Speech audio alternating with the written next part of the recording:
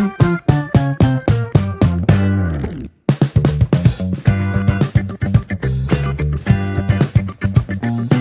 હું આપની સાથે પ્રિયા નાયક. આપનું પીએન ન્યૂઝમાં સ્વાગત છે. હમણાં જ થોડા દિવસો પહેલા થલતેજમાં એક મર્ડર કેસની ઘટના બની હતી.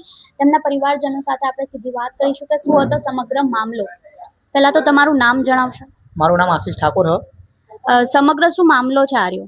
સમગ્ર મારી પર 1 મહિના પહેલા મારી પર હુમલો થયો હતો જીવલેણ.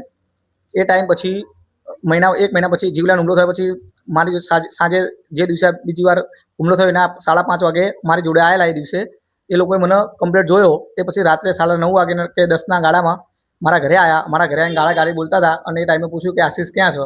એ ટાઈમે હું હાજર નહોતો. એ ટાઈમે મારો ભાઈ, મારા મામા અને મારા ફેમિલીવાળા બહાર બેઠા હતા. એ એમની ઉપર એ લોકોએ જીવલેણ હુમલો કર્યો.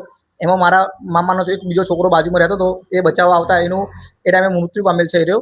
અને મારા મામા અને મારા સગા ભાઈનો એ હજુ સોલા સિવિલમાં એડમિટ છે. તો પોલીસને એટલું અમારે કહેવું છે કે એની અંદર એક કિશન નામનો આરોપી હતો મર્ડરની અંદર.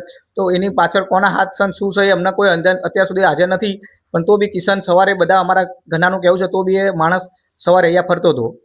ત્યાં સુધી અમારે નમ્ર એટલી પોલીસની એટલી હેલ્પ જોઈએ કે તમે આનું નામ એફઆઈઆરમાં નાખો અને એને હાજર કરો. એટલે એવી કઈ બાબત ઉપર તમારો ઝઘડો થયો તેમની સાથે? અમે એ બાબત એવી છે કે 1 મહિના પહેલા એની મારા ઉપર 1 મહિના પહેલા હુમલો થયો. એની 1 મહિના પહેલા છોકરી મેટર થઈ હતી મારી. એના પછી મારા દાદીએ અને મારા મામાએ સમાધાન કર્યું હતું. એ ટાઈમે સમાધાન થયા પછી 20 થી 25 દિવસ પછી મારી પર હુમલો થયેલો. અને પછી આ 1 મહિના પછી બીજી વાર હુમલો થયો મારી પર. તો હાલ એફઆઈઆર થઈ ગઈ છે બધાની ઉપર? હવે અમારું અનુમાન એવું છે કે હજુ સુધી કોઈ અમને કંઈ ખબર નથી કે એફઆઈઆર થઈ કે નહીં થઈ. એ બધું પોલીસને ખબર. કેમ કે મારા છોકરો ગયા પછી અમે એના ઘરે છે. હજુ સુધી કંઈ અમને જાણ નથી. અમે પોલીસ સ્ટેશન ગયા નથી. પોલીસે કેટલા આરોપીની ધરપકડ કરી? પોલીસથી અમારે અનુમાન એવું છે કે 3 થી 4 આરોપી પકડ્યા છે. અને અમને કંઈ બતાવ્યું નહીં કે અમે આટલા આરોપી પકડ્યા. હજુ સુધી અમને પોલીસે કોઈ જાણ કરી નથી. આમાં મેન કોઈ આરોપી જેમાં તમને શક હોય કે આ રહ્યું? અમારો મેન આરોપી એવું છે કે જે રાજુ ભાભર જોડે કિશન ફરે છે. એ જે અત્યાર સુધી સોશિયલ મીડિયાની અંદર અમારા વિરુદ્ધ જે સ્ટેટસ મૂકતો હતો અને એના કારણથી આટલું મોટું ષડયંત્ર થયું તો બી કિશનના પોલીસે કેમ એક્શન એની પર નહીં લીધી? બસ અમારી એટલી હેલ્પ છે કે એની પર એક્શન લેવી જોઈએ. કેમ કે જે આ બનાવ એના કારણે આ સ્ટેટસ મૂકેલા આ બધા ખૂન બધું કરાવવાળો મેન જે આરોપી કિશન છે સ્ટેટસ મૂકવાવાળો એના કારણથી આટલું લાંબુ થયું તો એને પોલીસ કેમ એક્શનમાં નહીં લેતી? તો હવે તમારી માંગ શું છે? મારી માંગ છે કે જ્યાં સુધી એનું એફઆઈઆરની અંદર નામ નહીં આવે ત્યાં સુધી અમારા બધા વિરોધ કરવા બી તૈયાર છે. પોલીસ સ્ટેશન આગળ જઈને એની માટે હોબાળો બી કરી શકશું અમે. હવે પોલીસ સ્ટેશનમાં તમને જે કીધું જે મેન આરોપી છે તો તમને લાગે છે કે એની પાછળ કોઈ હોઈ શકે? અમારા અનુમાન છે કે ત્યાં સુધી એની વાંહે બધાનો હાથ છે. કેમ કે આની પાછળ જે રાજુ ભાભર કરીને છે એની ઉપર અગાઉ બી ડબલ મર્ડરના ગુના, મારી ઉપર આ હુમલો થતો એનો બી ગુનો નોંધેલો છે.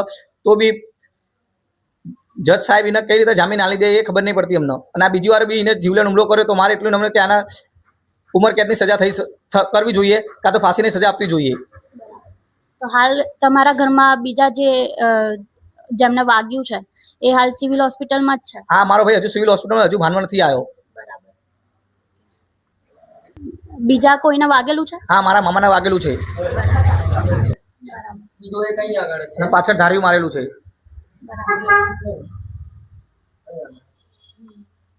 તમારું નામ શું? મારું નામ નરેશ બળદેવભાઈ ઠાકોર. તમારી ઉપર ક્યારે હુમલો થયો હતો? એટલે અમે બેઠા હતા બરોબર, જમીન બહાર જ બેઠા હતા અને એ લોકો એક્ટિવા લઈને પહેલા એક જણ આવ્યો. એટલે આઈને સીધી ગારામગારી કરવા માંડ્યો. અમે લેડીઝ મારી જોડે બેઠી હતી એટલે મેં એને એમ કીધું ભાઈ ગારો ના બોલીશ બરાબર. તો મને એવી ખબર નહીં કે એની પાછળ આખી બધા લઈને આવ્યો છે. ગારામગારી કરવા માંડ્યો એટલે મેં ધોલ ઝાપટ કરી. અમે જેવી ચાલુ કરીને એમાં પાછળવાળા આવ્યા બધા. એ લોકોએ હુમલો કરી નાખ્યો અમારી પર. તલવાર ધારિયા ને એવું બધું લઈને આવ્યા હતા. એ લગભગ 25 જણા હશે. તો હાલ એમાંથી કેટલા લોકો પકડાઈ ગયા? એમાં જે મેન હતો રાજુ ભાભર એ આવી ગયો હતો. તો હાલ એ જેલમાં જ છે? જેલમાં એટલે બહાર એમનો જે કાઉન્ટર ખરું ત્યાં છે, જેલની અંદર નહીં કર્યો.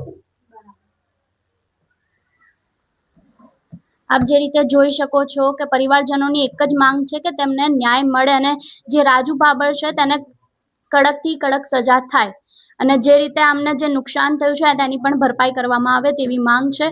તો આના લઈને વધુ સમાચાર માટે અમારી ચેનલ સાથે જોડાયેલા રહો. નમસ્કાર.